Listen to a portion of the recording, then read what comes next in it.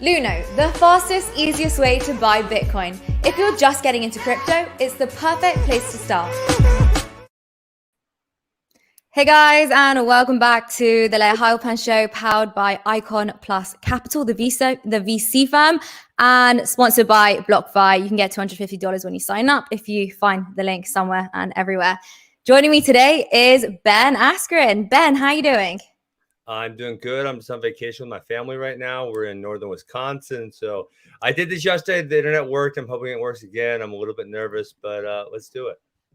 No, I think it's going to be good. I watched your show yesterday and you had a pretty interesting chat. So I'm going to push you on a few things. Let's go. Yeah, I'm excited. But it's been, I think, nearly a year since we last spoke. You are the third guest on my podcast. So I feel like it's quite like poetic, like doing it a year later. Absolutely. And I'm excited. We're going to have you back on our show because you got a book coming out. So I'm excited to read that. And then we'll have to have you on and chat about your book. Yeah, no, I'm honestly so buzzed. But what have you been up to since we last spoke? I know you were working on a couple different things. I think you launched a course like a year ago, but what are you working on at the moment? Man, my main thing would be my wrestling academies. We have 5 of them in the state of Wisconsin here. For those of you who don't know, that's like north of Chicago. For you people in the UK, that would be my main focus. We also have podcasts. So I have podcasts with Flow Wrestling. We do the crypto show on Tuesdays. And like I said, right now I'm on a family vacation, so everything's good. And last time we spoke, you were saying how you were helping people get into crypto by sort of paying them in Bitcoin to kind of give, so they don't have to buy it. How's that going, especially at the Wrestling Academy? Have you been able to get more people involved? Well, the kids, so it was the guys who worked at my house last summer, and they love me because they're all college kids, and so they made we'll say they made $800 $1,000, but I paid them in Bitcoin. So at that point it was, I don't know, we'll say somewhere between $8,000 and $9,000 likely. We're talking June, July 2020. So most of those guys made like $7,000 or $6,000. So for them, they were really pumped. That is amazing. That is amazing. What about the Wrestling Academy? Are you able to get anyone else involved? No, I didn't pay any of them in Bitcoin because I'm not the sole owner there. But it was mostly just those guys. It's really funny. I know you talk a lot about crypto, Layah. I got only one person to buy under the old all-time high of $20,000. I convinced one person to buy it like March 13, March 14 when the crash happened in 2020. And then after $20,000, I probably had 12 to 15 people buy. And it's like none of that. It was just, they were just so scared before 20,000. They're, it's only 8, 10, whatever. And then after that, there's been a lot that have bought.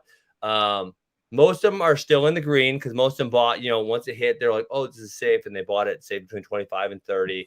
But I did have some friends buy at, 45, 50. And then obviously, the dip happened. They got nervous. And now they've been on their first roller coaster ride. So I think they're going to be in for good. So they didn't panic sell? If they did, they didn't admit it to me. Fair enough. But you know what gets me? So there's so many really cool things in this space, whether it be just, like making gains, hedging against inflation, but like so many cool products like Bitcoin cashback, for example. Like I use Coin Corner in the UK. And I'm trying to get my personal trainer to start using these things. And she won't do it. Like, I don't understand why people just won't do it. It's so life-changing. You could just get 8%, cash back, even, whether it's crypto.com and you use these cards. People are so afraid. Like, they think it's too good to be true. Do you find that? Yeah. I think it's more just people are scared of change. People are scared of something new. It requires thought. It requires them to learn something. So I have gotten I haven't put this out, but I got my BlockFi card also. Oh, it's great. I get cash back. I've put some of my crypto over there to kind of try it out. I'm playing with Uniswap now. That's kind of scary because that I still don't totally get it. I'm starting to get it, but that's hard. Yeah. So there's a lot of these mechanisms in crypto right now who reward you. I guess we'll say banks used to reward you, right? If we go 50, 80, 100 years back, banks actually rewarded their savers. and now banks don't reward their savers. I think the interest rate on a savings account is like 0.05% or something. Just it's nothing. I know I had someone call me from a bank recently, and I don't know why they shouldn't have access, but they saw that I had a large balance, and they said, "Well, you shouldn't put in a checking account. You should put a savings account." I said, "Well, what's the interest?" And they said it's like 0.6 or something. I'm like, "Well, you realize how like nothing that is." Did you said that to them? It's nothing. I don't care. I don't need your 0.6% or whatever bullshit you're trying to give me. Like, if you were going to give me 5%, I'd consider, but you're not. So get lost. What did they say when you said that? I think it was a very short conversation. They didn't have anything else to, when you're giving a sales pitch on something, you want to be able to, fill the customer's questions. And when I say, don't you have anything better than 0.6%, or maybe it might have even been less than that. It might have been like 0.4. I don't recall exactly. They didn't have anything else better to offer. So I said, nah, get lost. Yeah, good. It's negative interest rates across Europe. So yeah, this is why I say to people, get involved, and they just don't do it. But it's been a crazy week with the markets. I know you mainly talk about Bitcoin, but I really just want to delve into this and understand, how diversified you really are. You retweeted my ADA. Yeah, you retweeted my ADA tweet. Are you an ADA holder? I bought ADA at 8 cents. Been good to me. Good. Did you buy like a good amount? Is it life changing now? Or I wouldn't say it's very nice. I wouldn't say life changing. But it's a good amount. The other thing is that it's really nice about ADA, and I didn't realize. So I bought it on eToro when I was working with them, and they just stake it for me. So I've been getting like, I don't know, for a long time, 50, 60 more ADA per month or somewhere in there. So now it's like, I've probably got 1,000, 2,000, I don't want to say free ADA, but like I didn't buy, right? It's free essentially, right? I staked it and they gave me more. So yes, that's really nice. What else are you holding? But you know what? I just bought some AMP on John Kim's advice. We've had Tyler on the show a couple of times. He's really, really smart. And so, I said, hey, you know what, John, I trust you. Let's go for it. I bought some of that. I've had ETH for a very long time. I've had Litecoin for a very long time. I think I told you this. I got burned in 2017 because I bought some of the like shit coin ICOs and then went to zero. So I have tried to be more diligent about what I invest in, and the majority of it varies. Probably 80% Bitcoin, 70% Bitcoin, something like that. But like, hey, I'll throw a couple $1,000s on here, $5,000 on there, just for fun, just to see how it goes. And a couple of them have done really well. I remember you saying that you had a really rocky ride in 2017. Was it like 50K you lost or something? Remind me. No, probably not. So I probably put in probably the end of 2017. I probably put in around $50,000 because at that point, Coinbase allowed me to put in like, it was something ridiculous. It was only like $4,000 a week, so I didn't have to wait till next week. At that point, if you remember, it was everything was going like this, So it's like if I could have got it in August versus probably took me until November or something to get it in, it would have been much nicer. I didn't buy enough Bitcoin, right? I bought Bitcoin, I bought Litecoin, I bought Ethereum, but then I bought a bunch that went to zero. I bought Veritasium went to zero. Pillar is close to zero. What were some other? Never heard of it. Zero. So yeah, I probably lost. Let's say between $12,000 and $20,000 on projects that went to zero. That's probably a fair guess. So how are you picking your projects now, other than John Kim's recommendations? Well, like I said, majority of it's Bitcoin. I think that's now been established. And when I tell new people to get into it, I just buy Bitcoin. It's simple. It's been around forever. It's safe. It's safe, and it still has some pretty good upside. And then, a lot of it I bought. Luckily, I had a bunch of cash sitting around in March of 2020 when everything went down. So like, I got Ethereum at 170. I got ADA at 8 cents. I bought a lot of these projects when everything, because I'd been following them at that point, and then this crash happened, and I'm like, oh crap! Like, we're never going to see my thing was, we're never going to see prices this low. This is like the low, we're not going to get lower than this. And I believe that has been true with almost everything. So I bought a lot of things back then. So yeah, I guess in 2021, I would say it's like Bitcoin, I bought a tiny bit of Uniswap and Link just for fun. Well, because I think those categories are like, there is going to be a DeFi exchange that's going to be totally insanely huge, right? And Uniswap's leading the way. There's going to be an Oracle that's totally insanely huge, and Link is leading the way. So I figured I'd just one of them.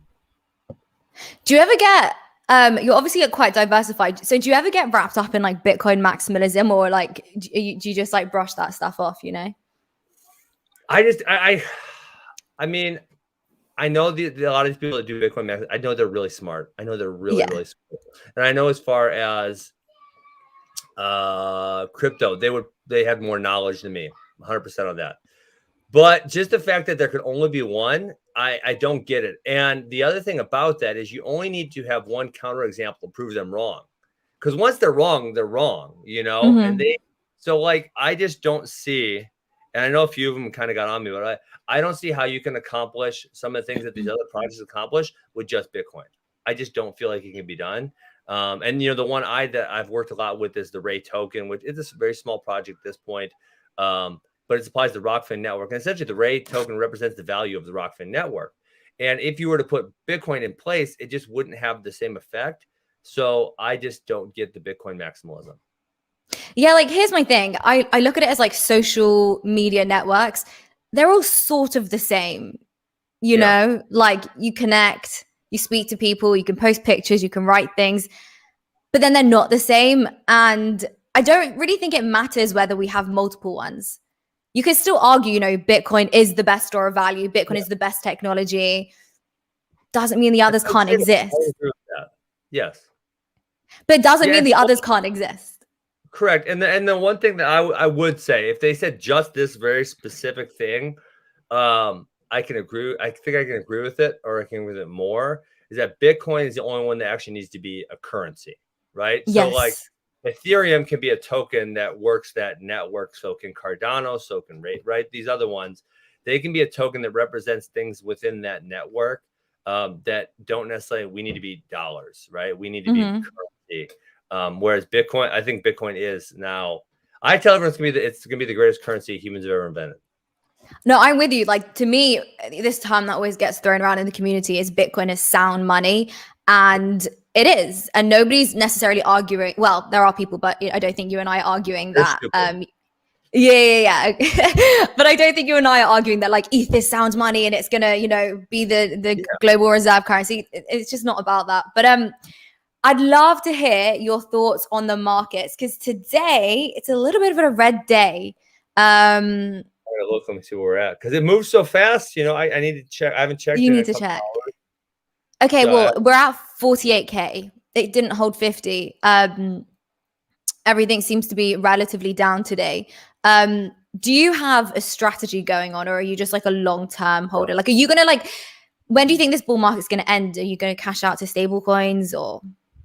Yeah, so I'm not a trader. This is what Jason gets on me sometimes for, because I argue that you at the top, you should, if you're a regular person, not rich as shit like Jason, selling some will probably impact your life.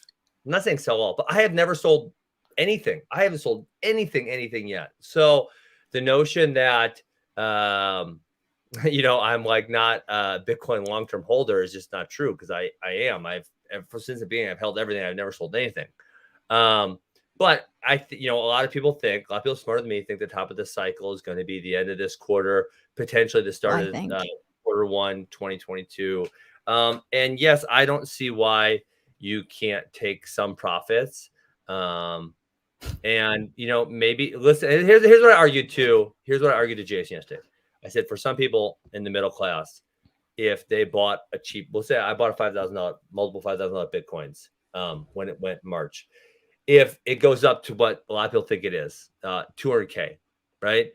If I sell 20% of my supply, that's probably life-changing money to a lot of people. So they change their life. They still have 80%. They're not selling. So if it doesn't go down, right? Because we've had this cyclical nature of Bitcoin. If it doesn't go down, they still hold 80%. And it goes to the moon, like he says, goes to $1 million. Great. Now they have 80% of the supply that's worth now $1 million, which they started at 5, which is 200x. Okay. If if it goes back down, right? If we see a 50%, 60% retracement, now they can spend that 20% that they sold, they can spend and buy, 2x, 3x of what they would have held. And if it doesn't, it goes to the moon and they're still happy. Like both win. So I don't see that viewpoint. I think he's maybe been rich too long. He can't relate to people. I'm saying like all my friends have a mortgage. And if my I friends understand. have a mortgage at age 35 or 36, that would be life-changing to a lot of my friends.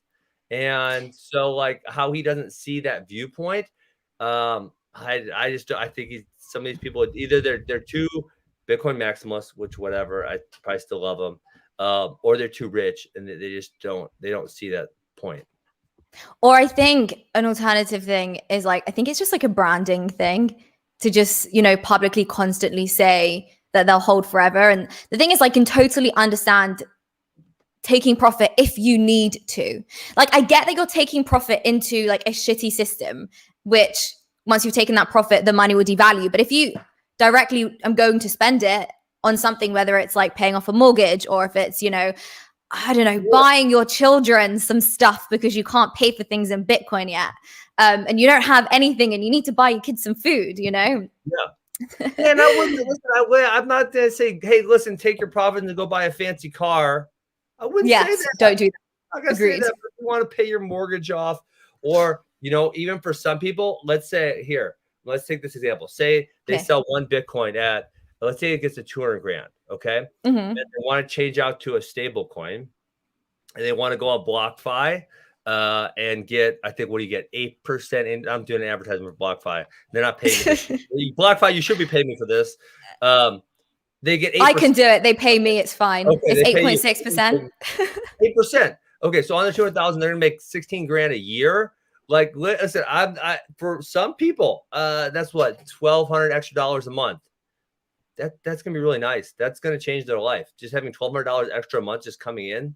So for middle class, lower class people, it could definitely be life-changing stuff. Yeah, I think there isn't kind of one rule for all, and that's like the narrative that's pushed in the space. And I think it's quite dangerous, to be honest, because when the bull run was going on Clubhouse, I was on Clubhouse quite a lot, and unfortunately, the narrative and the advice, genuinely, the financial advice that was being said was just smash buy. We're at the top of a bull market. It's like 50K. We're telling these people who you don't know their financial situation to smash buy, despite Bitcoin potentially crashing down to 20K. I mean, some of the advice. Yeah, I agree fully. And so I would never ever say sell your whole supply, but if you own Bitcoin and it goes up and the money is going to be life-changing to you, right? And everyone's in a different financial situation. Then why not sell? Why not sell a little bit? And I can't see the argument to that. And obviously some people who own Bitcoin are very wealthy. But some people aren't, right? And so if they can change their lives, change their lives. 100%. Like, I'm definitely for holding money in a stable coin and earning interest on that. If you can't wait for another cycle and if you can't wait another 4 years. But this week we've also seen some crazy weird things. Did you see Visa bought a CryptoPunk? No, I didn't see that. Where was that? Yeah. So Visa bought a CryptoPunk, I have it written here, for 150,000. I'm going to say dollars, probably. It's not going to be pounds, is it? What do you think? Are you buying any CryptoPunks? I did an NFT. Oh, you did? What did you do? I did one of myself. I did it in April. Because I knew people like Jason loves them, who I do the podcast with. Yeah, he loved it. Yeah. I was never an artwork collector, so maybe that's why I don't get it. I really don't understand the NFT thing. I know rich people hold money in artwork. I guess that's what they're going to do in NFTs. I guess it's cool if you're into that thing. I'm not super into it. I think so I also find it a little bit strange, especially the whole copy paste side of things. Like, Bitcoin solves the double spend problem. This obviously doesn't affect that. you know, the copy paste thing just throws me. But I definitely see value in kind of like digitizing stuff, giving it, you know, whether it's like Rolexes, handbags, just to authenticate where it came from. You know, it's history that always gives it value. But I think it's like anything, right? Like everything in the end goes digital, whether it's like art, digital real estate, which people are talking about now. Maybe you should buy. I might buy. I'll just buy. I mean, I don't, like I said, I don't fully understand it. I don't get the value, so I might as well just buy Bitcoin, which is something I understand a whole lot more. So they can own the NFTs. I'll just keep buying Bitcoin. No, I'm with you. You shouldn't buy into things which you don't fully get. But I don't know. I think it's a space which isn't going to die down. I actually heard that Facebook are now going to get into NFTs. Feels a bit late. Really? Yeah. Facebook's been flirting with crypto for forever, it feels like. I mean, oh my gosh, what was the name of their wallet? I mean, this is back in 2018? They had Libra. Yeah, Libra. So they had Libra. Yes. Well, it never really, it kind of happened, but not really happened. And you've been thinking they were going to get in forever, and they haven't. The other one that I'm really interested to see what happens is Apple has all of that extra cash sitting around. So you got to think at some point, Michael Saylor's going to get into their brain and have them buy some Bitcoin. Do you think they will? At the rate the dollar's devaluing, it would be shocking if they didn't diversify because they have such a large cash supply.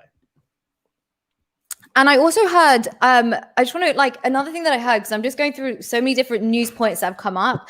Yes. So Deloitte, did you see this? They did this survey about covering a bunch of different financial institutions, and they discovered that 76% of financial professionals think that a basket of cryptos like Bitcoin, ETH, XRP, ADA will replace the US dollar in at least under 10 years. Is this just like wishful thinking? Yes, I did see that article. 10 years feels fast. 10 years feels very fast. I mean, who knows, right? And honestly, because on a spectrum, 10 years ago was essentially, right, or give or take a year or two, is that Bitcoin. And that seems like eons ago. I mean, it really does seem like so long ago. So I guess things are moving very quickly. But then again, there's so much power wrapped up in the ability to make currency. It doesn't feel like the world governments are going to want to give that up. So I think maybe, we see someone like El Salvador who did it. A few other countries start going that direction because obviously Bitcoin is not devaluing at all, whereas the dollar is. And so if they can hold the Bitcoin as a reserve currency, maybe then, I think essentially it is game theory, right? Because then once some countries do it, other countries have to kind of follow suit. Otherwise, there will be winners and losers. But 10 years still feels, I don't know why that feels like too fast. Who knows? Maybe I could be wrong. Yeah, I mean, the interesting thing about this entire space is like so much has happened. No, well, so much, but so little has happened in 10 years in that institutions are now jumping into Bitcoin, countries are accepting it. But I sort of feel that it won't be as long. I think more will happen in the next 10 years. Do you know what I mean? Because now, like once it happens all at once. Faster than 10 years. Say that again. You think it's going to happen faster than 10 years that Bitcoin will be a world reserve currency? Okay, so the thing is, I think that is a huge jump. And I don't know whether that will happen in 10 years necessarily, but I think the growth will be faster than what we saw in the last 10 years, just given how quickly it's already happened and how far we are. I don't think, a lot of those 10 years were all about legitimacy, proving Bitcoin having to prove itself. Now it's proved itself. The next 10 years could be much faster. Yeah, I mean, it's possible. I just have a hard time seeing people who have power wanting to give up power. That's always a struggle. So let's go Bitcoin. But if you gave me an over/under bet here right now, I would bet the over. Really? Yeah. Okay, we'll have to pick this up. But I think it'll happen. I'm just going to bet the over. No, fair enough. But in terms of your price, you always ask people on your show for price predictions. So I'm obviously going to have to throw that back at you. Sure. I would definitely say it's going to be It's going to be six figures. I'm starting. So I listened to two people as far as price action and trading is concerned, although you don't trade. And that's Nicholas Merton on Data Dash and Scott Milker, the Wolf of Wall Street. I really enjoyed both of them. And Nicholas Merton's been pushing this. It's going to be, so most people think top of this cycle is Q4 of this year. Nicholas Merton's also been pushing this theory that it might be a longer cycle. So the top of the cycle might stretch into 2022 somewhere. And it kind of feels like that's a possibility now, right? Because we had the huge rush up in the early part of this year. And then we kind of plateaued for a minute there. And then we had the dip. And then we chopped sideways for a while. And now we've been steadily climbing up. But it hasn't been like this parabolic move. It's been like it just climbs and climbs and climbs. And so I could definitely see the top not going until 2022 sometime. So I am going to say it's going to be six figures by the end of the year, but I think it's like just over somewhere, which I would probably, if we talk to crypto people, I would probably be on the low end of most people's guesses. You know, like John Kim, my co-host, is saying 250K. That's the high end. That's the high end. You think? Yes. Well, I've heard people say more. I've heard people say other things that are even more. But that Jason, what did he say? I think he thinks 200K by, I want to say he said October 27th. I think he did say October 27th, but I don't know what number. Yeah, but I don't know what number. Yeah. So, well, what do you say? I'm just gonna say I don't feel comfortable making price predictions. I will say it's gonna be six figures by the end of the year. I don't think it's gonna be much over that. I'm gonna go like kind of on the Nicholas Merton line of thought and say that it happens sometime next year where it fully peaks out. Yeah, I'm with you. I think six figures by the end of the year. Apparently, there'll be a big dump in September. Wait, who said? And then it says so many people. Really? Why? What's their reasoning? Because they say that there's going to be a run up, and then naturally there'll be a huge correction, and then one last spike. And then I don't know. It's all just speculation. But if Jason's right in that in the 27th of October, then it makes sense to have a bit of a correction beforehand. But yeah, I'm so excited for this. I'm trying to get more people involved. It's so difficult, and it surprises me how difficult it is. Because you feel like when we started this conversation, we're talking about like negative interest rates, and it always blows my mind, and I'm like, guys, you're leaving your money in accounts which make nothing. But there's so many people who don't even want to think about it. I think that's the biggest issue, right? Oh, I'm sorry. The kids. Oh, he's leaving. All right, see you, Ozzy. Bye-bye. Cute. All right. They just don't want to think about it. They would rather just kind of do whatever they're doing on an everyday basis. They would much rather watch, if they're a male, probably some type of sporting event. If they're a female, some type of reality show. I know I'm generalizing. Don't cancel me for that. It's totally okay.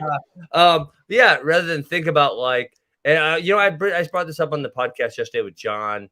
I can't remember what point he was making about Bitcoin changing his life. And I think I said to him, one of the other things that's really made me think about, which I never really thought all that much about it previously. And hey, I was pretty young. I was 31 or 32 when I got into Bitcoin.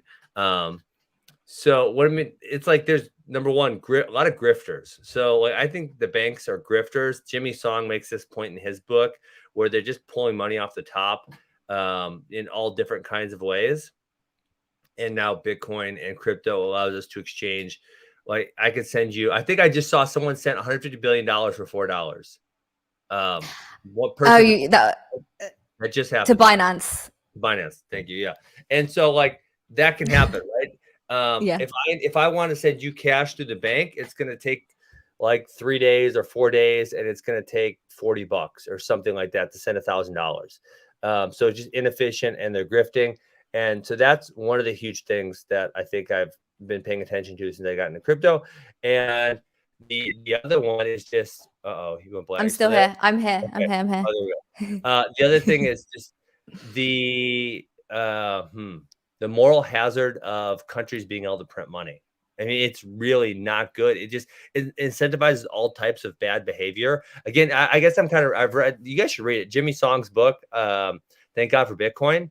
I'm referencing it a couple times here, but just it's a moral hazard to be able to print as much money as you want. And a lot of people would even argue that wars wouldn't happen the way they happen if countries couldn't just print and have the capacity to do so.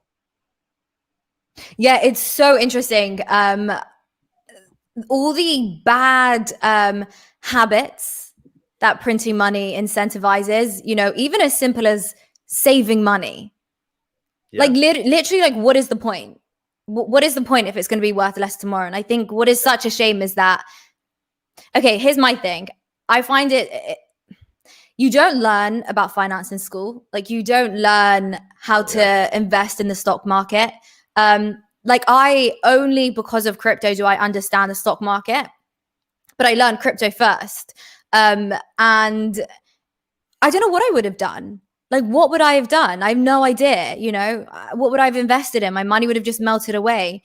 I was making money when I was like 16. So, I have enough to want to make sure it doesn't lose value. And so for me, I'm just so grateful for Bitcoin and just all the opportunities. For me, I also say that I kind of compare it to the American dream. Like, I know some people say the American dream is dead, but I feel it doesn't have to be dead, and it isn't necessarily dead, because this is an entirely new market with so much opportunity, whether it's just to make money by investing or trading, but also in terms of jobs. And there are so many things. For example, check this out, okay? Let's just say you were doing a fight. Let's say you were doing a fight, and say you were fighting in London. I used to work for a local London television channel, and that was when I was 21. They probably wouldn't have let me interview you because I wasn't, I don't know, old enough or experienced enough. Do you know what I mean? There's like hierarchies. They probably wouldn't have let me. Yeah. Whereas like, I don't fucking work there anymore. Haven't worked there in years. Yeah. And like, now you and I can just have a chat. And that for me, go on. Yeah. No, I love that thought process of like, so I'm giving all kinds of book recommendations. Another book that was just recommended by my co-host Jason Williams was The Sovereign Individual. Have you read that one yet? I haven't, but a friend of mine just read it, and I didn't hear the best responses. Really? Apparently, it was. They said it was too focused on like the problem with money rather than Bitcoin's day-to-day application and cryptocurrency's day-to-day application, like how it can improve your life. That's what my friend told me. I'll still give it a read. The Sovereign Individual is written in the mid 90s, I believe. And essentially it does kind of describe what Bitcoin is going to be. But I mean, to me, what it really describes, and I guess the whole point of the premise of the book is that there will be an end of the nation state at some point, because they're not providing us the value that we're paying that, right? So what we're paying them in taxes, they're not providing us equal value back, and that more people will be doing their own thing. And Bitcoin is going to allow us to do that because we can just exchange currency between you and I. We don't have to go through, an intermediary of the bank. And then obviously, like that kind of also goes to the point of what happened on OnlyFans the other day. My God. Listen, I'm not going to do that for my life. But at the same point, if people want to have the freedom to do those type of things for a living, they can do those type of things. And the bank or the payment process is saying, no, you can't do that. Right. But with Bitcoin, that fixes that, is people can exchange money. And that's the thing with all these, people are coming with the central bank digital currencies and the government wallets, and then they can, stop spending if you're. Who the hell was talking about yesterday? I was listening to someone who said, if someone has a certain BMI, they can block their transactions at fast food restaurants or something like that. Yes, you can. You can with those. And so so I guess I'm just riffing on your point about having more freedom. I love freedom. So more freedom for individuals to do what they want. So I wasn't going to ask you about this, but like, you don't have to go into it. But what's really interesting and what I find in the cryptocurrency industry, particularly within the Bitcoin movement, is everybody's got this, got very strong libertarian undertones, you know, freedom, autonomy. And we're always talking about this Bitcoin citadel. And I just read before we've gone live, so I'm sure I will get some awful notifications. I was just dealing with some trolls. But Delta Airlines have said that. Oh, I saw your post, yes. Their unvaccinated employees will have to pay $200. I mean, I just wonder, like, They're just going to deduct it from their yeah. paychecks? Is that what they're doing? I don't know how they're going to do it, but yeah, essentially. I don't know whether they'd get paid the full amount and then they have to pay it back. I don't know whether that's even legal, because basically that's medical discrimination, but that's happening anyway. But what does it? I mean, how would? So I guess my question was, how does Delta even have access? Because aren't there HIPAA laws which would prevent the company from accessing your personal health information? Yeah, well, you would think that's the case, except as time has gone on, more companies are saying you can't work here unless you're vaccinated. So apparently those human right protections are no longer in place. I don't know how companies are getting away with it, honestly. Interesting. But I wondered, you know, whether you think, given, I think it kind of goes hand in hand, money printing, inflation, lockdowns, stimulus checks, the whole thing for me personally goes hand in hand. I wonder whether you thought we'd get to a point where we do break off, you know, like the Bitcoin citadel rises. Yeah, I definitely see that as a possibility. And as I read The Sovereign Individual, it feels not like an if, but a when. And so The Sovereign Individual talks about, you know, the transition. So they talked about, you know, from how the church kind of ruled everything for a long time to the transition to the nation state. So the nation state in its current incarnation has been around somewhere around 500 years. And that we were going to move on to another phase, which the nation state goes away because they don't provide the value. So, man, I do think that's going to happen.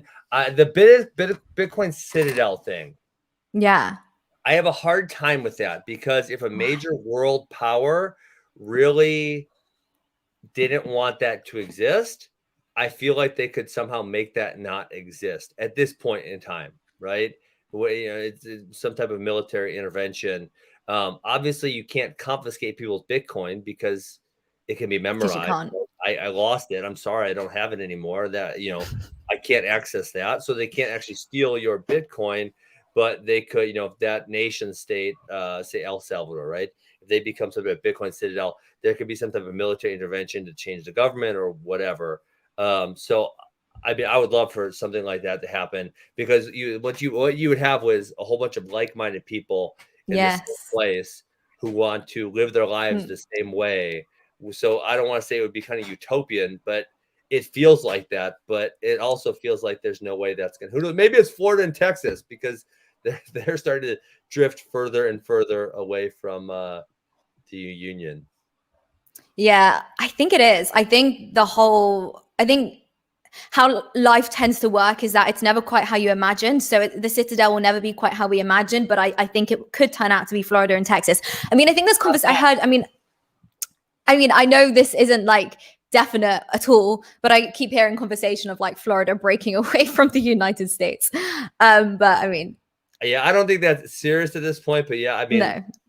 Well, the way it's going, so if Florida today said we're breaking away and we're acting, and the United States kept on the direction it is, like I would have to very strongly consider moving to Florida or Texas. It's hard. It would be very hard because I have my wrestling academies. I wouldn't be able to move those with me. But if we keep down the path that we're on, less freedom, being poor, printing more money, obviously those are all things that I don't really like. And do your like wrestling colleagues, I feel like I'm not using the correct words. Yeah, wrestling colleagues, is that well, I have so obviously I have the people I coach with who would be more my colleagues, right? Yeah. And then I have, you know, the wrestlers, which I try as much as possible. They're 18 and under, most of them, so never to get into politics or that type of stuff with them. I try never to discuss that because I don't need to be influenced. That's what their parents are for. And I'm going to talk to the parents, but I'm not going to talk to them about governmental decisions and whatnot. But yeah, for my colleagues, they all know how I feel. Most of them are like-minded. That's why we work together. Yeah, so they feel similarly. That's cool. So wait, where are you right now? You're on holiday. I'm in northern Wisconsin. So Wisconsin's a state. We were about 4 hours, so it's way up here. There's just a bunch of trees and lakes and not much else. I don't know if you ever heard of disc golf, but there's a disc golf course right here. So it's a great game. I love it. So I get to go out and play every day, and then we go to the beach and we hang out and we do that type of thing. So it's really nice. Oh my God. That's the American dream, I'm telling you. So what are your final words? Where can people follow you? What are you up to? Just show yourself for us, Ben. It's just at Ben Askren everywhere. Twitter, Instagram. I don't really love Instagram. I post there a little bit, but I enjoy Twitter. I enjoy the back and forth. I enjoy the banter. I enjoy reading other people's opinions and thoughts. I think it's where the smartest dialogue happens of any social media. And dumbest. No, Instagram. Well, come on. Yeah, I dare you to go read some Instagram comments and tell me Twitter's the dumbest. Fair. Read those Instagram comments and you're like, how is anyone above 13-year-old in these comments? It literally sounds like my 3-year-old. Yeah. So then we do the Funky Crypto podcast on Tuesdays with Jason Williams. I love your podcast, by the way. I watch it all the time. Guys, you need to watch that podcast. It's so funny. You guys are just so ridiculous. I really enjoy it. So Jason has added to the ridiculousness factor because he is very highly intelligent, but he is very goofy also.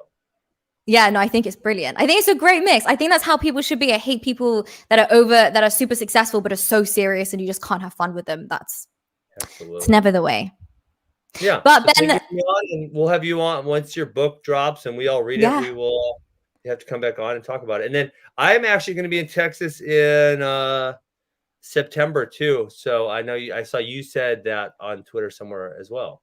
Maybe I will be. Yeah, let me know. It's probably looking like October at this point, but let me know. I'll be in Texas. Thank you so much for coming on. Say that. Sorry, I keep interrupting you, Ben. What did you say? No, I said Austin, Texas is one of the greatest cities in America. You're going to enjoy it. Is it? Or Dallas? I like Austin. I prefer Austin. Okay, I heard it's full of loads of liberals. That's what I heard, but you know what? So I obviously sorry, were you trying to end the show and I'm talking? No, go for it. It's fine. Go for it. You know what? I am like socially liberal. Like I don't care about a lot of things, but in other ways I'm conservative. And so I think Austin has that good mix of there's certain liberal qualities to it, but you still have like the Texas conservative feeling as well. So I really enjoy Austin a lot. What about Miami? Just last thought. Is it good? I haven't been to Miami in a long time, but after I was so jealous, I did not go to the Bitcoin convention. I had something else planned. It was really stupid. I should have went. So it looked so awesome. Yeah, I hope to go to the next one. Nice. That's the goal. All right. Enjoy the rest of your holiday. Thanks so much for coming on. I'm excited to come onto yours. Guys, follow Ben. Check out his podcast. It's actually hilarious. And yeah, that's it, guys. Thanks so much for watching. And I will see you all next week. Bye. See ya.